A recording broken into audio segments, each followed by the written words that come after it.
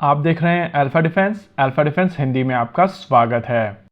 आज के इस वीडियो में हम लोग बात करने वाले हैं HAL के एक स्टेटमेंट के बारे में जो इस समय पूरे सोशल मीडिया के ऊपर तहलका मचा रहा है।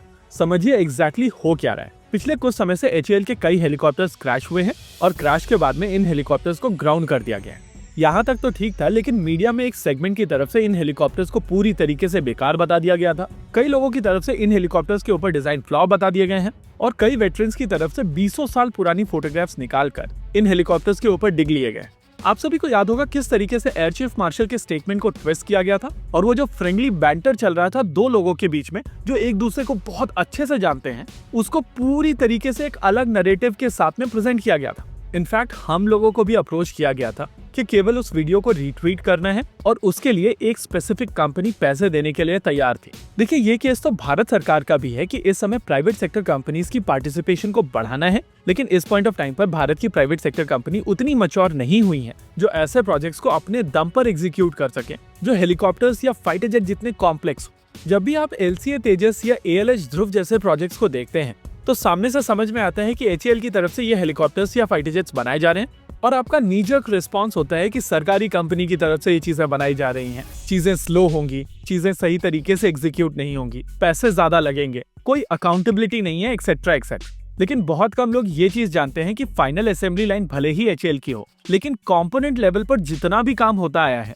वो प्राइवेट सेक्टर कंपनीज कर रही हैं और इन प्राइवेट सेक्टर कंपनीज को सपोर्ट किया गया है DRDO और HAL की तरफ से। मैं यहाँ पर 8 प्राइवेट सेक्टर कंपनीज के नाम लूंगा जिनकी ईयर बुक आपको पढ़नी चाहिए और अगर आपको टाइम मिले तो इनको डिटेल में पढ़िएगा। आपको एग्जैक्टली समझ में आएगा कि यहाँ पर भारत सरकार और HAL की तरफ से किस तरीके से इनको सपोर्ट किया गया है।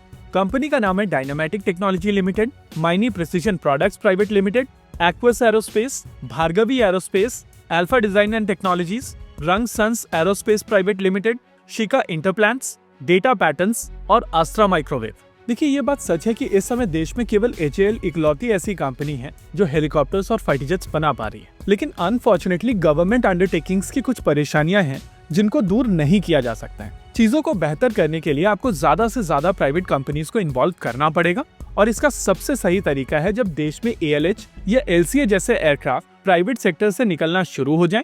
लेकिन इशू ये है कि जो कंपनी इस तरीके की चीजें करने में सक्षम है वो F-16 और H-125 जैसे प्लेटफॉर्म्स को भारत में असेंबल करना चाहते हैं।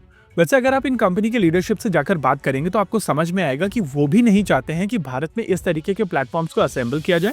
इनफैक्ट वो लोग चाहते हैं कि देश में LCA और ALH जैसे प्लेटफॉर्म्स को बनाया जाए जहां पर एक लाइन प्राइवेट हो सकती है, लेकिन इशू ये है कि इनकी कॉस्ट ऐसी है जहां पर मार्जिन बिल्कुल नहीं है। देश में बार बार ये मांग उठती आई है कि प्राइवेट सेक्टर कंपनीज को प्रोजेक्ट्स देने चाहिए और बार बार देश के लिए सबसे इंपॉर्टेंट प्रोजेक्ट्स HAL जैसी कंपनी को क्यों दे दिए जाते हैं। आंसर है कि कोई भी चीज किसी को नहीं दी जाती है, इसका एक ट्रांसपेरेंट प्रोसेस है और हर कोई टेंडर्स के लिए अप्लाई कर सकता है और नेचुरली जिस कंपनी के पास में वो क्षमता है वही कंपनी यहाँ पर अप्लाई करेगी। और मैं ये चीज बार बार कहता हूँ कि आप HAL के सामने कंपटीशन खड़ा करना चाहते हैं तो पहले उस कंपटीशन को उस लेवल तक पहुंचने तो दीजिए।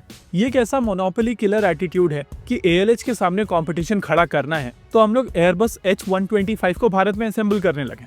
LCA की मोनोपोली खत्म करनी है तो देश में F-16 को असेंबल करना शुरू कर दें। ये बात सच है कि इन सभी हेलीकॉप्टर्स में बहुत सारे कंपोनेंट्स बाहर से एक्वायर किए जाते हैं, लेकिन क्योंकि आपके पास में वो डिजाइन नो हाउ है तो आज ये जो परेशानियां हो रही हैं ALH के साथ में उनके ऊपर एटलीस्ट आप काम कर पा रहे हैं। MiG-23, MiG-27 के साथ में जो परेशानियां थी वो कभी आप रेक्टिफाई कर पाए थे? यूरेन मिसाइल सिस्टम के प्रपल्शन के साथ में जो परेशानियां थी क्या आप उसको सॉर्ट आउट कर पाए हैं? कल अगर रफाल के साथ में कोई परेशानी निकल कर आती है तो क्या आप उसको सॉर्ट आउट कर पाएंगे? देखिए, जिस तरीके की टेरेन में भारतीय सेनाएं ऑपरेट करती हैं वहां पर over the period of time जब मेटल रहता है तो वहां पर मेटलर्जी परमानेंटली चेंज हो जाती है। HAL को लेकर आपको बहुत सारी ऐसी चीजें मिल जाएंगी जो आप जेन्युइन तरीके से उनको क्रिटिसाइज कर सकते हैं, लेकिन 15-20 साल पुरानी फोटोग्राफ्स को लेकर आज जब आर्टिकल्स होते हैं तो एजेंडा साफ दिखाई देता है। दूसरी चीज, ALH अभी भी ग्राउंडेड है और इसका मतलब हेलीकॉप्टर्स के साथ में तो अभी भी परेशानियां हैं। यानी कि जो चीज हम लोग हमेशा कहते आए हैं कि रियलिटी कहीं बीच में है वो यहाँ पर भी एप्लीकेबल है। इसी के साथ आज के इस वीडियो में रखते हैं केवल इतना ही। वीडियो को अंत तक देखने के लिए धन्यवाद। देखते रहिए अल्फा डिफेंस। जय हिंद।